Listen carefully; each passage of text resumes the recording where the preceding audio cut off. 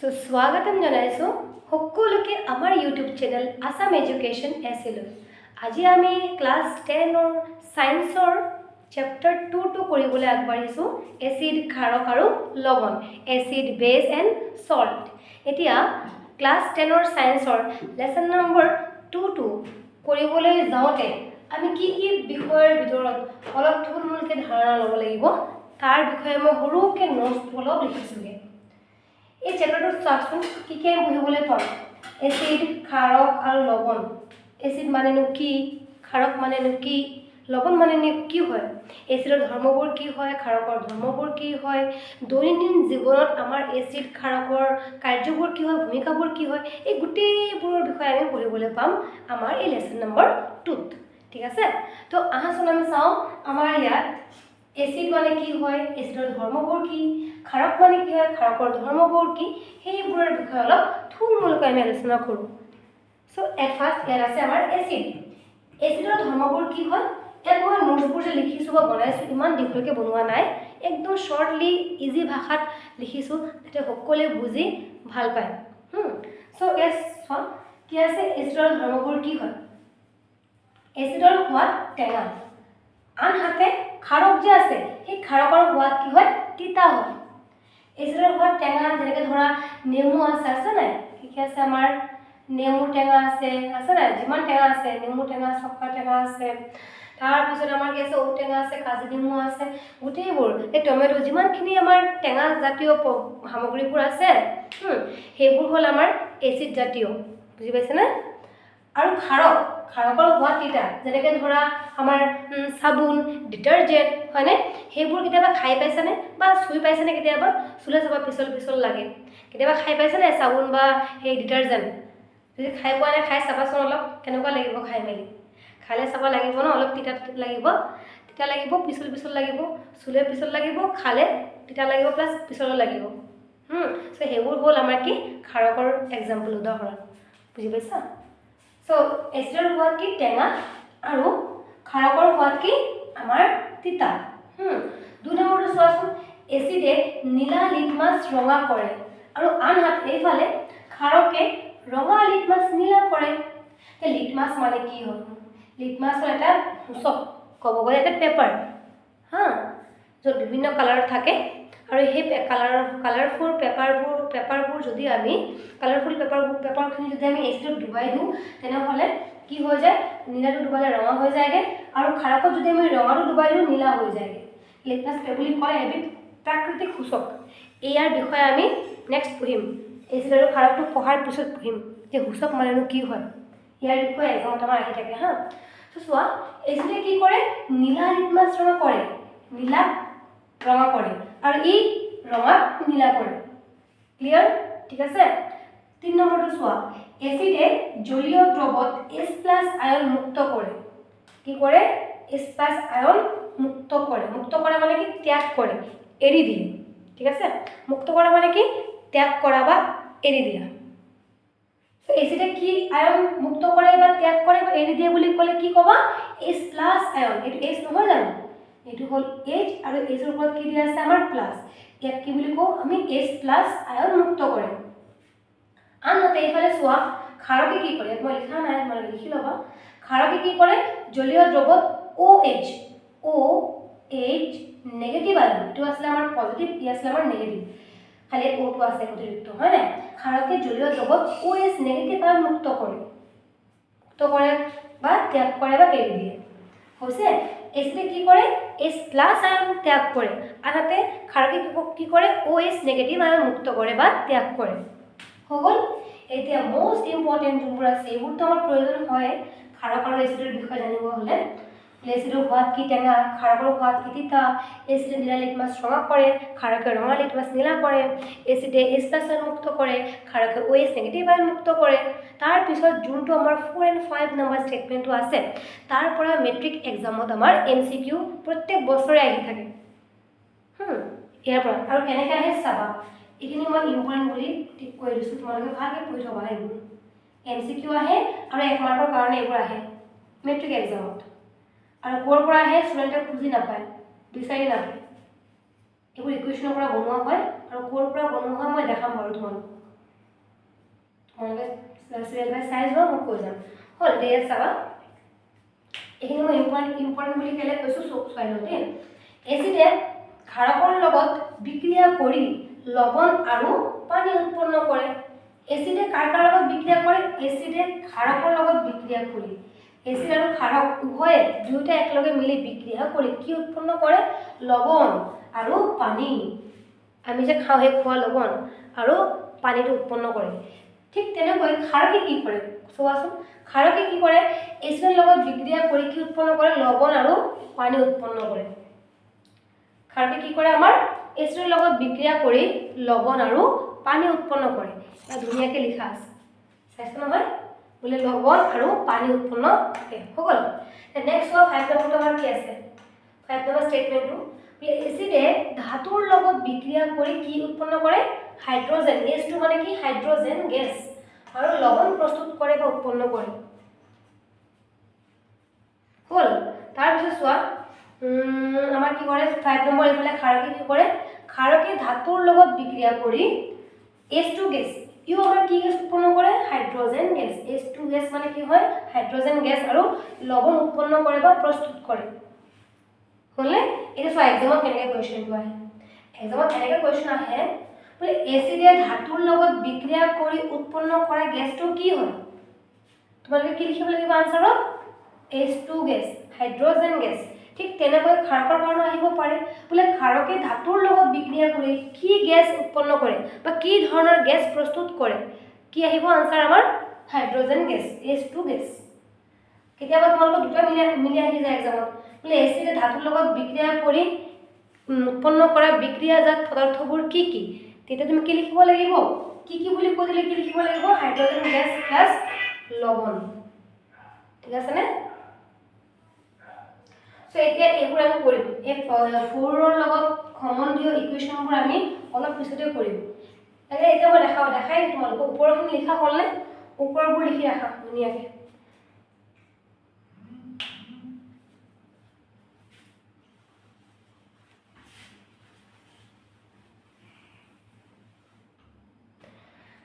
চোৱা যে মই লিখিছোঁ এচিডে ক্ষাৰকৰ লগত বিক্ৰিয়া কৰি লৱণ আৰু পানী উৎপন্ন কৰে। কেনেকৈ উৎপন্ন কৰে? এতিয়া তোমালোকে চাই যোৱা, যিহেতু তোমালোকে এতিয়া বিগিনাৰ হয় নাই, সকলোবোৰৰ সংকেত তোমালোকে নাজানা। এচিড বুলি ক'লে এটা আমাৰ কি আছে? HCl, hydrochloric acid. এচিডে কাৰ লগত বিক্ৰিয়া কৰিব? ক্ষাৰকৰ লগত। এচিডে ক্ষাৰকৰ লগত মানে কি? লগ হোৱা মানে কি? যোগ হোৱা, প্লাছ হোৱা, হয়নে? যোগ হোৱা প্লাছ হোৱা। সো এচিড এইটো হয় এচিড, HCl হয় আমাৰ এচিড। HCl হয় আমাৰ কি? এচিড। কাৰ লগত বিক্ৰিয়া কৰিব? ক্ষাৰকৰ লগত মানে প্লাছ। ক্ষাৰক বুলি ক'লে আমি সোডিয়াম হাইড্ৰক্সাইড, এইটো হয় আমাৰ ক্ষাৰক। ক্ষাৰকে কি আয়ন মুক্ত কৰে? OH আয়ন, সেইটো কাৰণে ক্ষাৰক হয়। আৰু এচিডে কি আয়ন মুক্ত কৰে? H+ মানে H, সেইটো কাৰণে এইটো আমাৰ HCl টো আমাৰ কি হয়? এচিড হয়। বুজি পাইছা? সো এতিয়া এচিডৰ লগত যদি আমি এইটো ক্ষাৰক হয়, এইটো এচিড হয় না? এচিড এইটো ক্ষাৰক। যদি এচিডে ক্ষাৰকৰ লগত বিক্ৰিয়া কৰে তেনেহলে কি উৎপন্ন হ'ব? আমি আনসাৰ জানো, লৱণ আৰু পানী। সেইখিনি আমি ইয়াৰ পৰা ওলাব লাগিব। আৰু এক্সামত তেনেকৈ আহে কুৱেশ্যন, কি উৎপন্ন হয়? কি উৎপন্ন হয়? আমাৰ লৱণ আৰু পানী। সো পানীৰ সংকেত আমি সবে জানো H2O। H2O ইয়াৰ পৰা বাদ দিলে এটা H, দুটা H, O বাদ দিলে থাকিব কি? Na আৰু Cl। তেনেহলে NaCl টো হ'ব আমাৰ কি? লৱণ। তাৰমানে ইয়াৰ পৰা কি বুজিলা? বোলে এচিডে ক্ষাৰকৰ লগত বিক্ৰিয়া কৰিলে এচিড যোগ, যদি এচিডে ক্ষাৰকৰ লগত বিক্ৰিয়া কৰে তেনেহলে কি উৎপন্ন হয়? লৱণ প্লাছ পানী উৎপন্ন হয়। আৰু সেইখিনি বস্তু আমি ইয়াত লিখি দেখাইছোঁ, আখৰেৰে লিখি দেখাইছোঁ। বুজি পাইছানে সকলোৱে? হ'ল। ঠিক তেনেকৈ ক্ষাৰকে এচিডৰ লগত বিক্ৰিয়া কৰি লৱণ আৰু পানী উৎপন্ন কৰে। ইয়াৰ কাৰণে সেম ইকুৱেশ্যন। ক্ষাৰক বুলি ক'লে কোন হয়? Sodium hydroxide. আৰু এচিড বুলি ক'লে কোনটো হয়? HCl। তাৰমানে সোডিয়াম হাইড্ৰক্সাইডে HCl ৰ লগত লগ লাগি কি উৎপন্ন কৰিছে? NaCl, লৱণ। খোৱা লৱণৰ সংকেত হয় এইটো। আমি যে ঘৰত খাওঁ, ডেইলি যে ইউজ কৰোঁ চব্জি বনাবলৈ, কিবা চাটনি বনাবলৈ, কিবা আচাৰ খাবলৈ, সেইটো লৱণ, খোৱা লৱণ। আৰু পানী, যিটো আমি ডেইলি ইউজ কৰোঁ, যাৰ অবিহনে জীয়াই থাকিব নোৱাৰোঁ, সেই পানী, লৱণ আৰু পানী উৎপন্ন হয় এচিড আৰু ক্ষাৰকৰ বিক্ৰিয়াৰ ফলত। বুজি পাইছানে? এইটো আছিল আমাৰ 4 নম্বৰ ইকুৱেশ্যনৰ আনসাৰটো। তাৰ পাছতো চোৱা, এচিডে ধাতুৰ লগত বিক্ৰিয়া কৰি H2 গেছ আৰু লৱণ প্ৰস্তুত কৰে। তে এচিড বুলি ক'লে কোন আছিলে? অলপ আগতে কৰি আহিছিলো HCl। এইটো হ'ল আমাৰ এচিড, হয়নে? ধাতু বুলি ক'লে চোৱা, আমাৰ পৰ্যায়বৃত্ত তালিকাত বহুত ধাতু আছেনে? পেজ নম্বৰ 86 চাবা, তাত বহুতখিনি ধাতু অধাতু ধাতু কল্পৰ সংমিশ্ৰণ আছে তালিকাখনত। তো তাৰ পৰা তুমি যিকোনো এটা ধাতু লৈ লোৱা, লৈ মেলি এই এচিডৰ লগত বিক্ৰিয়া ঘটাই দিয়াচোন, কি ঘটিব, কি উৎপন্ন হ'ব? H2 গেছ আৰু লৱণ উৎপন্ন হ'ব, প্ৰস্তুত হ'ব। ইয়াত যিকোনো ধাতু বুলি ক'লে মই কি ল'ম? ইয়াত ধৰা মই জিংক লৈ ল'ম, জিংক আছে, কপাৰ আছে, ঢেৰ ধাতু আছে, তেনেকুৱা মই ইয়াত জিংকে ল'লোঁ, ঠিক আছে? তো এচিডৰ লগত যদি মই জিংক ধাতু হয়, যদি এচিডৰ লগত মই জিংকৰ বিক্ৰিয়া ঘটাওঁ, ধাতুৰ বিক্ৰিয়া ঘটাওঁ, এচিডৰ লগত ধাতুৰ বিক্ৰিয়া ঘটাওঁ, কি উৎপন্ন হ'ব? H2 gas. আৰু গেছবোৰ সদায় শেষত থাকে দেই, একেবাৰে শেষত, বিক্ৰিয়াৰ শেষত গেছবোৰ থাকে। লৱণ প্ৰস্তুত হয়, প্লাছ লৱণ। ইয়াৰ পৰা H2 গ'লে কি থাকিব আমাৰ? Zn আৰু Cl, তাৰমানে জিংক ক্লৰাইড। বুজি পাইছানে? জিংক ক্লৰাইডটো সন্তুলন কৰিব লাগিব। Cl লগত 2 লাগে, ইয়াত 2 আহি যাবগৈ। তেনেহ'লে H দুটা, ইয়াতো H দুটা, Cl দুটা, জিংক একটা। এইবোৰ মই শিকাই যাম বাকীবোৰ, এইবোৰ লেচন নম্বৰ 1ত আছে, সন্তুলিত ৰাসায়নিক সমীকৰণ। এইবোৰৰ ভিডিঅ' মই আপলোড কৰিম, তোমালোকে চাই ল'বা। বুজি পাইছানে? যদি এচিডে, এইটো আমাৰ এচিড, ধাতুৰ লগত, এইটো আমাৰ ধাতু, এচিডে যদি ধাতুৰ লগত বিক্ৰিয়া কৰে, কি উৎপন্ন হয়? এইটো আমাৰ কি আছিলে? লৱণ, আৰু এইটো আমাৰ কি আছিলে? হাইড্ৰজেন গেছ উৎপন্ন হয়। এইখিনি সমীকৰণখিনিকে আমি ইয়াত কি লিখিছোঁ? আখৰেৰে লিখিছোঁ। বুজি পাইছা? তো এক্সামত এই দুটা সমীকৰণৰ পৰা 1 মাৰ্কৰ কুৱেশ্যন অহাৰ বহুত চান্স আছে। তোমালোকে চোৱা, এইখিনি ভালকৈ মন দি পঢ়িবা, হ'বনে? গোটেইবোৰ লিখা হ'লে তোমালোকৰ, আমি নেক্সটলৈ যাম। চ' এতিয়া আমি কি পঢ়িলোঁ? অলপ আগতে এচিডটো পঢ়িলোঁ, হয় নাই? ক্ষাৰকটো পঢ়িলোঁ, হয়নে? এচিডৰ সোৱাদ কি, এচিডৰ গুণ কি, এচিডনো কাক বোলে, ক্ষাৰকনো কাক বোলে? যদি জলীয় দ্ৰৱত OH নেগেটিভ আয়ন মুক্ত কৰে, তাক ক্ষাৰক বোলে। যদি সেই জলীয় দ্ৰৱত H+ আয়ন মুক্ত কৰে, তাক এচিড বোলে। এচিডৰ সোৱাদ তিতা, ক্ষাৰকৰ সোৱাদ টেঙা। এচিডে কি কৰে? নীলা লিটমাছ ৰঙা কৰে, ক্ষাৰকে ৰঙা লিটমাছ নীলা কৰে, হয় নাই? এইবোৰ আমি পঢ়িলোঁ। তাৰপিছত এতিয়া আমি কি পঢ়িলোঁগৈ? লিটমাছনো কি? মই কি কৈছিলোঁ? লিটমাছ হৈছে এবিধ সূচক। সেই সূচকৰ বিষয়ে আমি এতিয়া পঢ়িম। সূচক মানেনো কি? ঠিক আছে? সূচক মানে কি? চোৱা, মই সৰুকৈ লিখিছোঁ, বেছি দীঘল কৰা নাই। এচিড আৰু ক্ষাৰকৰ বেলেগ বেলেগ ৰং দেখুওৱা পদাৰ্থবোৰক সূচক বোলে।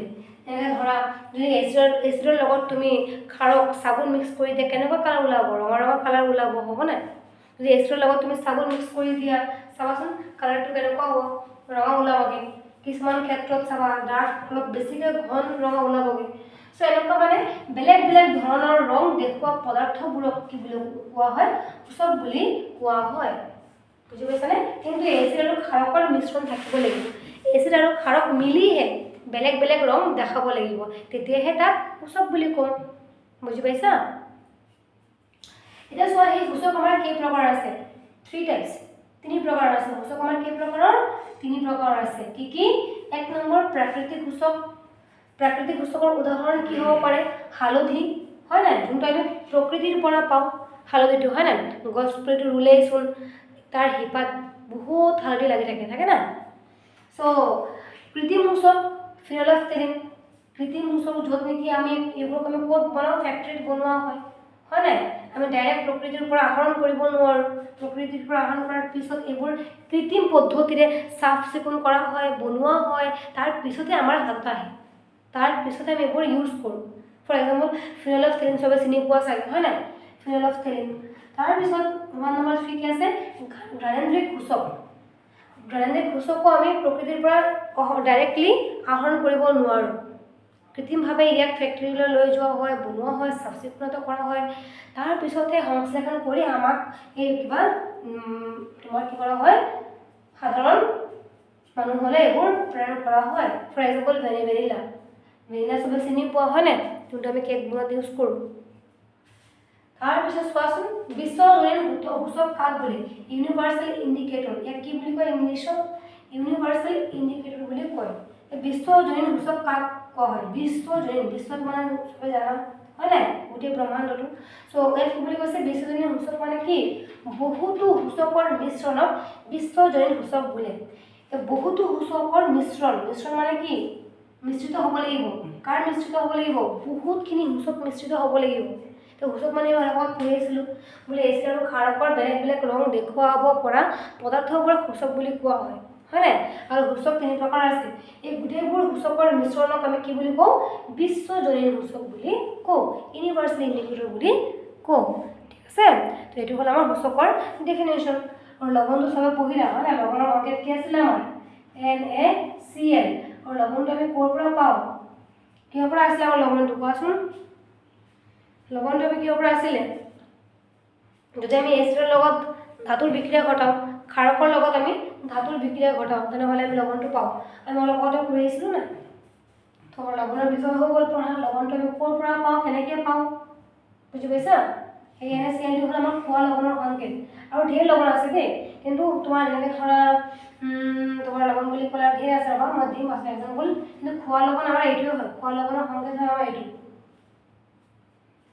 বুজি পাইছানে এইটো হয় আমাৰ খোৱা লৱণ NaCl লৱণৰ শ্ৰেণী আমি পঢ়িম পাছত গৈ এইটো হয় আমাৰ কি সোডিয়াম শ্ৰেণীৰ লৱণ Na আছে যদি সোডিয়াম শ্ৰেণীৰ লৱণ CuCl থাকিলে আমাৰ কপাৰ শ্ৰেণীৰ লৱণ কপাৰ পৰিয়ালৰ লৱণ সোডিয়াম পৰিয়ালৰ লৱণ এইবোৰ আমি শেষত পাছত পঢ়িম মানে লাহে লাহে আমি আগবাঢ়ি গৈ থাকিম তাৰ পিছত আমি এতিয়া পঢ়িব লাগে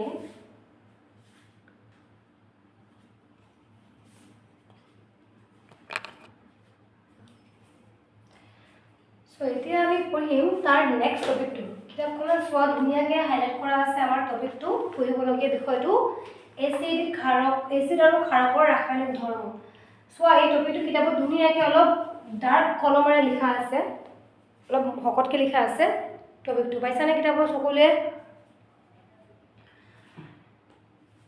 সো এই চোৱা হা এচিড আৰু ক্ষাৰকৰ ৰাসায়নিক ধৰ্মবোৰ তা চোৱা এচিড আৰু ক্ষাৰকৰ ৰাসায়নিক ধৰ্ম কেইটা আছে আমাৰ পাঁচটা আছে দেই ইয়াত পাঁচটা আছে পাঁচ প্ৰকাৰ পঢ়িবলৈ পাবা তোমালোকে এই পাঁচটাৰ পৰা আমি ইয়াত দুটামান মই লিখিছোঁ বাকীবোৰ লিখি যাম আৰু আমি কৰি যাম তো চোৱা এই পাঁচটাৰ পৰা প্ৰথমটো বিক্ৰিয়া আমাৰ কি আছিলে ৰাসায়নিক ধৰ্মটো কি আছিলে এইটো কি আমাৰ প্ৰথমটো ধৰ্ম কি হয় এচিড আৰু ক্ষাৰকৰ সৈতে ধাতুৰ বিক্ৰিয়া বুজি পাইছা যদি এচিড কি কৰে এচিড ধাতুৰ লগত বিক্ৰিয়া কৰিলে তোমাৰ কি উৎপন্ন হ'ব আৰু ক্ষাৰকে ধাতুৰ লগত বিক্ৰিয়া কৰিলে কি উৎপন্ন হ'ব আমি একেবাৰে ফাৰ্ষ্টত লিখি আহিছিলোঁ যদি এচিডে ধাতুৰ লগত বিক্ৰিয়া কৰে লৱণ আৰু হাইড্ৰজেন গেছ উৎপন্ন কৰিব যদি ক্ষাৰকে ধাতুৰ লগত বিক্ৰিয়া কৰে তেনেহ'লে লৱণ আৰু হাইড্ৰজেন গেছ উৎপন্ন কৰিব আমি প্ৰথমতে এচিড আৰু ক্ষাৰকৰ পাৰ্থক্য যেটা পঢ়িছিলোঁ নহয় প্ৰথমতে তাতে লিখা আছিলে 4 আৰু 5 নম্বৰ 5 নম্বৰ ষ্টেটমেণ্টটো চাবা মই যে কৈছিলোঁ ইম্পৰ্টেণ্ট হয় মেট্ৰিক এক্সামত আহে MCQ বেছ বা 1 মাৰ্কৰ কাৰণে তাৰ পৰা আমি উঠাই আনিছোঁ এইটো হ'ল এক্সাম্পল চোৱা এতিয়া এচিড বুলি ক'লে আমাৰ HCl হাইড্ৰক্লৰিক এচিড আৰু ধাতু বুলি ক'লে আমাৰ জিংক ল'লোঁ হয়নে যদি এচিডে ধাতুৰ লগত বিক্ৰিয়া কৰি কি উৎপন্ন হ'ব লৱণ কি লৱণ উৎপন্ন হ'ব জিংক ক্লৰাইড Zn পৰা জিংক Cl পৰা ক্লৰাইড জিংক ক্লৰাইড লৱণ আৰু হাইড্ৰজেন গেছ বুলি ক'লে H2 ৰে আমি বুজাওঁ দেই হাইড্ৰজেন গেছ পোৱাৰ লগে লগে 2 আহি যায় চাইটো হাইড্ৰজেন গেছ হোক বা কাৰ্বন ডাই অক্সাইড হোক বা নাইট্ৰজেন গেছ হোক বুজি পাইছানে সো গেছ বুলি কোৱাৰ লগে লগে একেবাৰে শেষত বহে আৰু 2 এটা আহি যায় সেইটো হ'ল আমাৰ হাইড্ৰজেন গেছ সেম ইয়াতো ক্ষাৰকৰ কাৰণে চোৱা তোমালোকে ক্ষাৰকে যদি ধাতুৰ লগত বিক্ৰিয়া কৰি কি উৎপন্ন হ'ব একেটা বস্তু লৱণ আৰু হাইড্ৰজেন গেছ উৎপন্ন হ'ব লৱণ বুলি ক'লে ইয়াত চোৱা ক্ষাৰক বুলি ক'লে কি আছে N ৰ পৰা সোডিয়াম OH ৰ পৰা হাইড্ৰক্সাইড সোডিয়াম হাইড্ৰক্সাইড ধাতু বুলি ক'লে মই জিংক ল'লোঁ যদি সোডিয়াম হাইড্ৰক্সাইড ধাতু জিংক সোডিয়াম হাইড্ৰক্সাইড ক্ষাৰকে ধাতু জিংকৰ লগত বিক্ৰিয়া কৰি কি উৎপন্ন কৰিব লৱণ কি লৱণ উৎপন্ন কৰিব disodium zinc oxide plus hydrogen gas উৎপন্ন কৰিব বুজি পাইছানে এইটো আছিলে আমাৰ 1 নম্বৰ ধৰ্মটো আছিলে পাঁচটা আছিলে না পাঁচটাৰ পৰা আমি এটা পঢ়িলোঁ এইটো বোলে যদি এচিডে ধাতুৰ লগত বিক্ৰিয়া কৰে কি গেছ উৎপন্ন হয়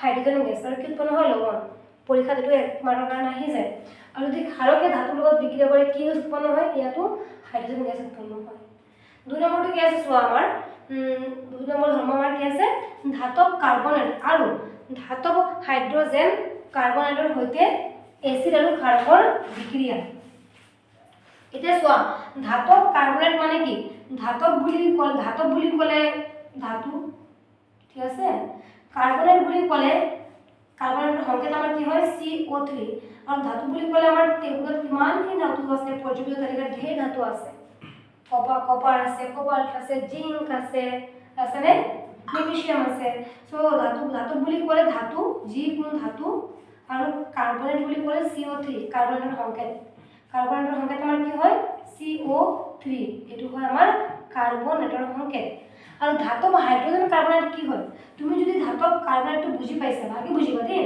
ধাতব মানে কি হয় ধাতু কাৰ্বনেট মানে কি হয় CO3 তেনে ইয়াত কি হ'ব ধাতব মানে কি হয় ইয়াতো ধাতুৱে হয় ধাতব মানে ধাতু হাইড্ৰোজেনটো সবে জানা হাইড্ৰোজেন মানে H আৰু কাৰ্বনেট মানে কি হয় অলপ আগতে ইয়াত পঢ়ি গৈছিলা ধাতব কাৰ্বনেট বুলি CO3 খালি ইয়াত তোমাৰ কি লাগা নাই H2 লাগা নাই ইয়াত ধাতব কাৰ্বনেট খালি ধাতব কাৰ্বনেট লিখা আছে আৰু ইয়াত কি লিখা আছে এডিশনাল ধাতব হাইড্ৰোজেন কাৰ্বনেট ধাতু থাকিব লগত হাইড্ৰোজেন থাকিব তাৰ পিছতে কি থাকিব কাৰ্বনেট থাকিব সো ইয়াত চোৱা আগতে আমি ইয়াৰ কাৰণে কৈছো হা ধাতব কাৰ্বনেটৰ লগত কৈছো যদি ধাতব কাৰ্বনেটে তোমাৰ এচিডৰ লগত বিক্ৰিয়া কৰে যদি ধাতব কাৰ্বনেটে এচিডৰ লগত বিক্ৰিয়া কৰে তেনেহলে কি উৎপন্ন হ'ব লৱণ প্লাস পানী প্লাস কাৰ্বন ডাই অক্সাইড উৎপন্ন হ'ব কাৰ লগত বিক্ৰিয়া কৰি ধাতব কাৰ্বনেট ধাতব মানে কি ধাতু আৰু কি থাকিব লগত কাৰ্বনেটৰ সংকেত কি CO3 ধাতু বুলি ক'লে আমাৰ সোডিয়াম হ'ব পাৰে মেগনেছিয়াম হ'ব পাৰে কোবাল্ট জিংক ঢেৰ ধাতু আছে সো আমি যেনেকৈ ইয়াৰ পৰা Na টো আমাৰ কি হয় ধাতু আৰু CO3 টো হয় আমাৰ কি কাৰ্বনেট বুজি পাইছা সো এটো আমাৰ হৈ গ'ল ধাতব কাৰ্বনেট যেটো ধাতুৰ লগত কাৰ্বনেটটো লাগি আছে এটো কাৰণে ইয়াৰ নাম ধাতব কাৰ্বনেট যদি অধাতুৰ লগত কাৰ্বনেটটো লাগি থাকে তাক আমি কি বুলি ক'ম অধাতৱীয় কাৰ্বনেট যদি হাইড্ৰোজেনৰ লগত লাগি থাকে কাৰ্বনেটটো তাক আমি কি ক'ম ধাতব হাইড্ৰোজেন কাৰ্বনেট মানে যাৰ লগত লাগি থাকিব তাৰ নামটো আমি উচ্চাৰণ কৰি দিম এতিয়া চোৱা ধাতব কাৰ্বনেট কি কৰিছে এচিডৰ লগত বিক্ৰিয়া কৰিছে এচিড বুলি ক'লে HCl এই নাম্বাৰবোৰ যে দিছো এই নাম্বাৰবোৰ সন্তুলন কৰি দিছো হা সমতুল কৰিবলৈ দিছো সমতুল মানে কি সমান কৰিবলৈ দিছো এই সন্তুলনবোৰ আমি লেসন নম্বৰ 1 তে শিকোৱা আছে মই ভিডিঅ'বোৰ দিম তোমালোকে চাবা এই নাম্বাৰবোৰ আমি সন্তুলন কৰাৰ কাৰণে আগত লগাই দিও দেই সন্তুলন মানে কি দুইফালে সমান কৰিব লাগে সো যদি ধাতব কাৰ্বনেটে এচিডৰ লগত বিক্ৰিয়া কৰে তেনেহলে কি উৎপন্ন হ'ব লৱণ বুলি ক'লে সবে জানা চাগে লৱণ NaCl পানী বুলি ক'লে সবে জানা পানীৰ সংকেত H2O আৰু কাৰ্বন ডাই অক্সাইড যোনটো আমি কি কৰো চোৱা ইয়াত এতিয়া তোমালোকে ইয়াত চাবা হা কি উৎপন্ন হয় লৱণ পানী আৰু কাৰ্বন ডাই অক্সাইডৰ সংকেত কি CO2 বুজি পাইছে এতিয়া আমি কাৰ্বনে পঢ়িলো ধাতব কাৰ্বনেটৰ কাৰণে পঢ়িলো এতিয়া আমি কাৰ্বনে পঢ়িম এতিয়া আমি পঢ়িম ধাতব হাইড্ৰোজেন কাৰ্বনেট ইয়াৰ কাৰণে পঢ়িম ইয়াৰ কাৰণে ইমান ধাতব হাইড্ৰোজেন কাৰ্বনেট ধাতুটো আছিলে আমি লগাই দিম দেই লিখিলো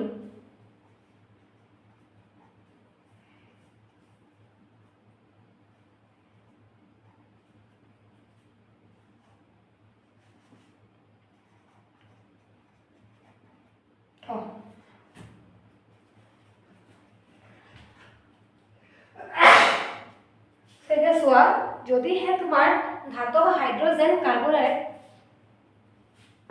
লগ লাগে এচিডৰ লগত লগ লাগে তাহলে কি উৎপন্ন কৰিব তেনেহলে আমাৰ একেটা বস্তু উৎপন্ন কৰিব কি উৎপন্ন কৰিব লৱণ পানী আৰু কাৰ্বন ডাই অক্সাইডে উৎপন্ন কৰিব ফৰ এক্সাম্পল যেনিবা মই এটোকে ললো হা Na এৰ পৰা সোডিয়াম H এৰ পৰা হাইড্ৰোজেন CO3 এৰ পৰা কাৰ্বনেট তো এৰ নামটো কি হল ধাতব হাইড্ৰোজেন কাৰ্বনেট তো ধাতব হাইড্ৰোজেন কাৰ্বনেট যদি HCl এৰ লগত লগ লাগে কি উৎপন্ন হ'ব লৱণ পানী আৰু কাৰ্বন ডাই অক্সাইড লৱণ বুলি ক'লে ইয়াত NaCl এটোটো নালাগে দি ইয়াৰ কাৰণে কাৰণ দুইফালে সমান কৰিব গ'লে ইয়াত Na একটা আছে ইয়াত একটা আছে ন দুই দিলে দুটো হৈ যাব বেছি হৈ যাব সো এটো নালাগে লৱণ উৎপন্ন কৰিব তাৰ পিছত কি উৎপন্ন কৰিব পানী মানে পানীৰ সংকেত সবে জানা H2O আৰু কি উৎপন্ন কৰিব কাৰ্বন ডাই অক্সাইড বুজি পাইছা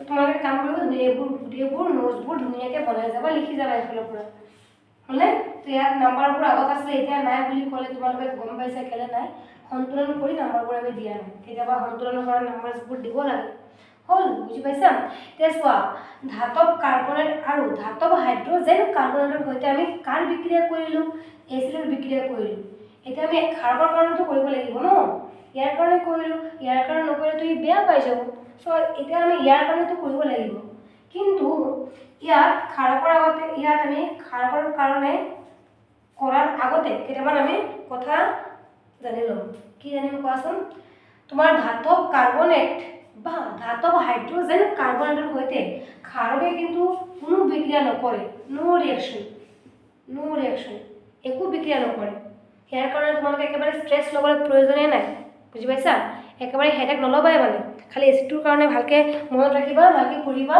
যে এচিডৰ লগত ধাতৱ কাৰ্বনেট আৰু ধাতৱ হাইড্ৰজেন কাৰ্বনেট লগ লাগিলে কি উৎপন্ন কৰে লৱণ পানী আৰু কাৰ্বন ডাই অক্সাইড গেছ হয় নাই কিন্তু ক্ষাৰকৰ লগত কিন্তু বিক্ৰিয়া নকৰে নো ৰিয়েকশ্যন ক্ষাৰকৰ কাৰণে একো টেনশ্যনে নাই একদম ফ্ৰী থাকা বিন্দাছ থাকা মানে আৰু খালি এচিডটোৰ কাৰণে মন দি পঢ়িবা ভালকৈ পঢ়িবা এতিয়া চোৱা ইয়াৰ পাছতটোলৈ আমি আগবাঢ়িছোঁ ঠিক আছে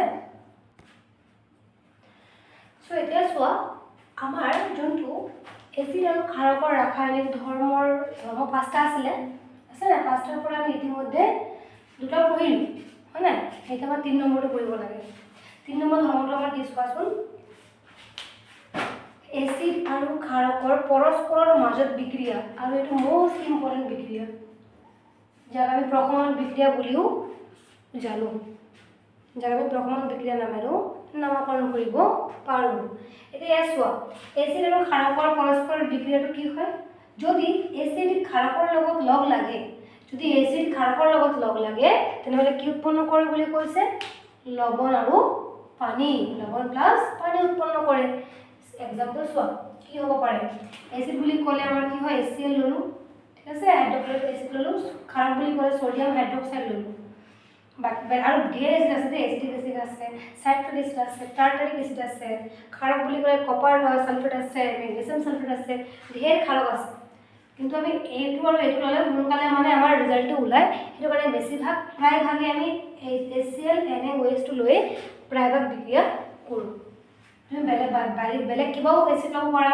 বেলেগ কিবা ক্ষাৰক ল'ব পাৰা সেম ৰিজাল্ট ওলাব খালি অলপ টাইম লাগিব সো এই চোৱা এচিড বুলি ক'লে আমাৰ HCl হয় ক্ষাৰক বুলি ক'লে NaOH হয় ঠিক আছে যদি এচিড আৰু ক্ষাৰকৰ লগত বিক্ৰিয়া কৰে কি উৎপন্ন হ'ব বুলি জানা তোমালোকে পানী আৰু লৱণ পানীৰ সংকেত জানা H2O আৰু লৱণ ইয়াৰ পৰা H দুটা বাদ দিলে আৰু O একটা বাদ দিলে H এটা দুটা H2 নহয় এইটো মানে H দুটা একটা দুটাৰ O বাদ দিলোঁ এইটো বাদ দিলোঁ এইটো বাদ দিলোঁ থাকিলে কি তেনেহ'লে কোৱাচোন Cl আৰু Na সেইটো ইয়াত আহি গ'ল NaCl আৰু NaCl কি হয় খোৱা লৱণ আমি যে খাওঁ ডেইলি ইউজ কৰোঁ সেই খোৱা লৱণটো হয় আমাৰ NaCl আৰু এই যে এচিড আৰু ক্ষাৰকৰ মাজত যে বিক্ৰিয়া আৰু এই যে বিক্ৰিয়াৰ পিছত লৱণ আৰু পানী উৎপন্ন হয় লৱণ আৰু পানী উৎপন্ন হয় বিক্ৰিয়াক কি বুলি কোৱা হয় প্ৰশমন বিক্ৰিয়া বুলি কয় মোষ্ট ইম্পৰ্টেণ্ট বিক্ৰিয়া এক্সামত আহিয়ে থাকে প্ৰায় আহি থাকে ফৰ 2 মাৰ্কছৰ কাৰণে বিক্ৰিয়াটো 2 মাৰ্কছৰ কাৰণে মেট্ৰিক এক্সামত আহিয়ে থাকে বোলে প্ৰশমন বিক্ৰিয়া কাক বোলে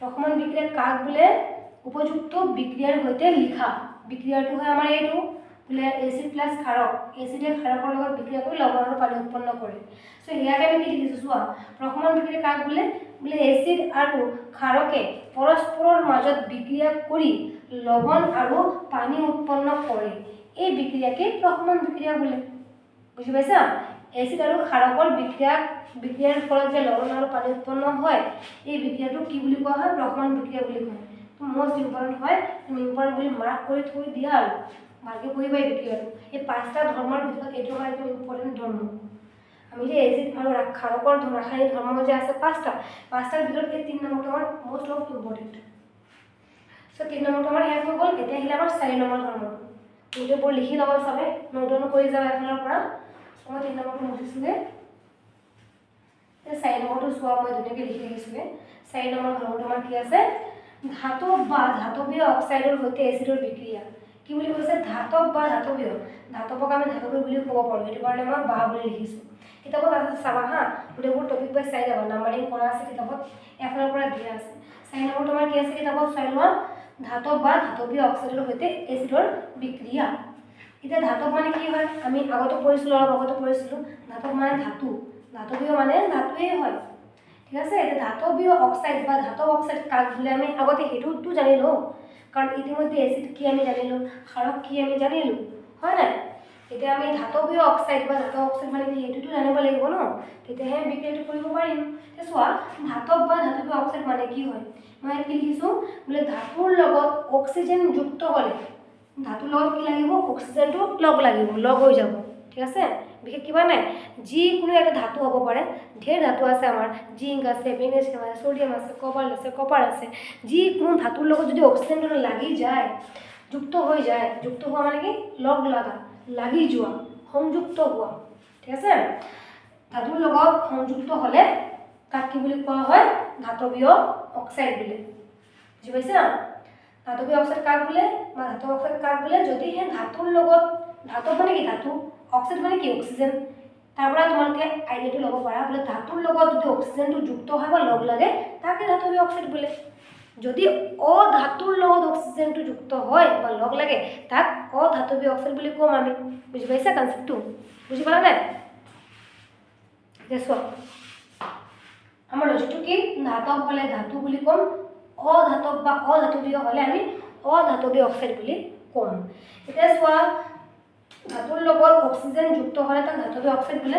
ফৰ এক্সাম্পল, আমাৰ ছ'ডিয়াম এটা ধাতু হয়, হয় নাই? ছ'ডিয়ামৰ লগত যদি মই অক্সিজেনটো লগাই দিওঁ, ছ'ডিয়াম অক্সাইড হৈ যাবগৈ। যদি মই Mg এটা ধাতু হয়, Mg মানে কি মেগনেছিয়াম, মেগনেছিয়ামৰ লগত যদি অক্সিজেনটো এনেকৈ লগাই দিওঁ, ই কি হৈ যাবগৈ, মেগনেছিয়াম অক্সাইড ধাতু।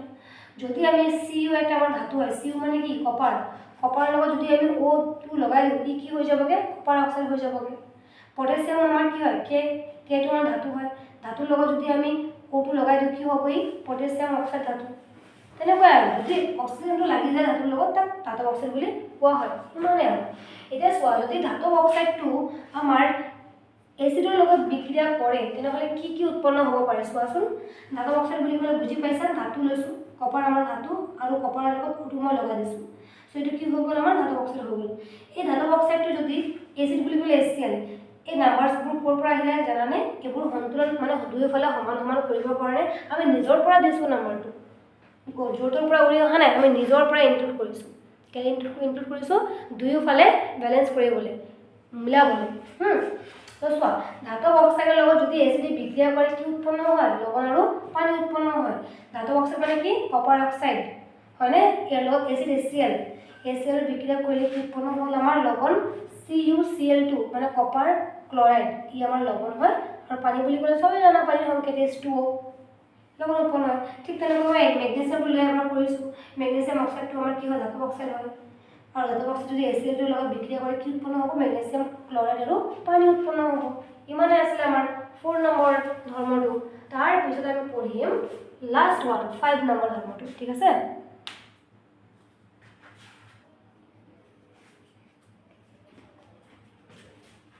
চ' এতিয়া আমি এচিড আৰু ক্ষাৰকৰ ৰাসায়নিক ধৰ্মৰ 5টাৰ পৰা 4টা ইতিমধ্যে পঢ়িলোঁ। এতিয়া আমাৰ লাষ্ট ধৰ্মটো পঢ়িবলগীয়া আছে, তো তোমালোকে চাই লোৱা কিতাপত ধুনীয়াকৈ লিখা আছে। 5 নম্বৰ ধৰ্মটো আমাৰ কি, অধাতৱীয় অক্সাইডৰ সৈতে ক্ষাৰকৰ বিক্ৰিয়া। জাষ্ট আমি অলপ আগতে পঢ়ি আহিছিলোঁ ধাতৱ বা ধাতৱ অক্সাইডৰ সৈতে এচিডৰ বিক্ৰিয়া। আৰু ধাতৱ অক্সাইড কেতিয়া কোৱা হয়, যেতিয়া কোনোবা এটা ধাতুৰ লগত অক্সিজেনটো লগ হয় বা যুক্ত হয়, তেতিয়া আমি তাক কি বুলি কওঁ, ধাতৱ অক্সাইড বুলি কওঁ।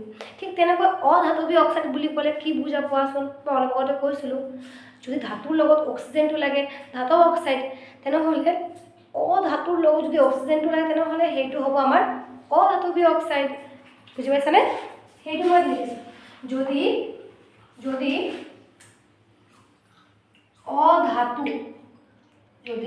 অধাতু এটা অক্সিজেনৰ লগত লগ লাগে তেতিয়া তাক অধাতৱীয় অক্সাইড বুলি কোৱা হয় বা বোলে। যেনে ধৰা কাৰ্বন আমাৰ কি হয়, এটা অধাতু হয়, ছালফাৰ আমাৰ কি হয়, এটা অধাতু। চ' অধাতুৰ লগত যদি আমাৰ অক্সিজেনটো লাগে বা যুক্ত হয় তাক আমি কি বুলি ক'ম, অধাতৱীয় অক্সাইড, অধাতৱীয় অক্সাইড বুলি ক'ম। এতিয়া চোৱা, অধাতৱীয় অক্সাইডে যদি ক্ষাৰকৰ লগত বিক্ৰিয়া কৰে তেনেহ'লে কি উৎপন্ন হ'ব, লৱণ আৰু পানী উৎপন্ন হ'ব। অধাতৱীয় অক্সাইড বুলি ক'লে যেনেকৈ কাৰ্বন ডাই অক্সাইড কাৰ্বন ডাই অক্সাইডে যদি ক্ষাৰক কেলছিয়াম হাইড্ৰক্সাইডৰ লগত যদি বিক্ৰিয়া কৰোঁ ই এটা ক্ষাৰক হয় ই আমাৰ কি হয় ধাতৱীয় অক্সাইড হয় যদি কাৰ্বন ডাই অক্সাইডে ক্ষাৰকৰ লগত কেলছিয়াম হাইড্ৰক্সাইডৰ লগত বিক্ৰিয়া কৰে তেনেহ'লে কি উৎপন্ন হ'ব লৱণ লৱণটো কি লৱণ কেলছিয়াম কাৰ্বনেট আৰু পানীটো চবে জানা H2 ঠিক তেনেকৈ সালফাৰ ডাই অক্সাইড ইও আমাৰ এটা অধাতৱীয় অক্সাইড হয় এই অধাতৱীয় অক্সাইডৰ লগত যদি আমি কেলছিয়াম হাইড্ৰক্সাইড ক্ষাৰকটো বিক্ৰিয়া কৰাই দিওঁ কি ঘটিব কি উৎপন্ন হ'ব কেলছিয়াম কি হ'ব তোমাৰ সালফাৰ ট্ৰাই অক্সাইড আৰু লগত কি উৎপন্ন হ'ব পানী উৎপন্ন হ'ব বুজি পাইছা আৰু সে মই সৰুকৈ এটা নোট লিখি দিছোঁগৈ ইয়াৰ 4 নম্বৰত এটা নোট থাকি গৈছে তোমালোকে লিখি ল'বা দেই ইয়াৰ নিচিনা চিমিলাৰে হয় খালি বুজি মেলি লিখিবা বুজি পালে লিখিব পাৰিবা নিজে চোৱা অধাতৱীয় অক্সাইডবোৰ কি গুণ সম্পন্ন কি গুণ দেখুৱায় আম্লিক গুণ দেখুৱায় আম্লিক মানে কি অম্ল অম্ল মানে কি এচিড হয়নে আৰু এচিড মানে কি H+ আয়নযুক্ত কৰা তো অধাতৱীয় অক্সাইডবোৰ আম্লিক গুণ সম্পন্ন আৰু 4 নম্বৰটো আমাৰ কি আছিলে তাত তোমালোকে নোট লিখিব সৰুকৈ তাত নোট লিখিব থাকিলে তাত কি লিখিবা ধাতৱীয় অক্সাইডবোৰ যেনেকৈ অধাতৱীয় আছে নহয় তাত কি লিখিবা ধাতৱীয় অক্সাইডবোৰ ইয়াত আম্লিক আছে তাত কি লিখিবা ক্ষাৰকীয় গুণ দেখুৱায় বুজি পাইছা তো এই পাঁচটা আছিলে আমাৰ এচিড আৰু ক্ষাৰকৰ ৰাসায়নিক ধৰ্ম এই পাঁচটাৰ বিষয়ে ভালকৈ পঢ়িবা এক্সামত যিকোনো কুৱেশ্যন আহে MCQ আহে বা 1 মাৰ্কৰ কাৰণে আহে তোমালোকে ধুনীয়াকৈ লিখিব পাৰিবা ধুনীয়াকৈ আনসাৰ দিব পাৰিবা সো আজিলৈ আমি ইমানতে সামৰিলোঁ বাকীখিনি আমি পাৰ্ট ৱাইজ আমি ইউটিউবত দি দিম তোমালোকে সেইখিনি চাবৰ কাৰণে আমাৰ চেনেলখন সাবস্ক্ৰাইব কৰি ৰাখিবা ঠিক আছে আজিলৈ ইমানে থেংক ইউ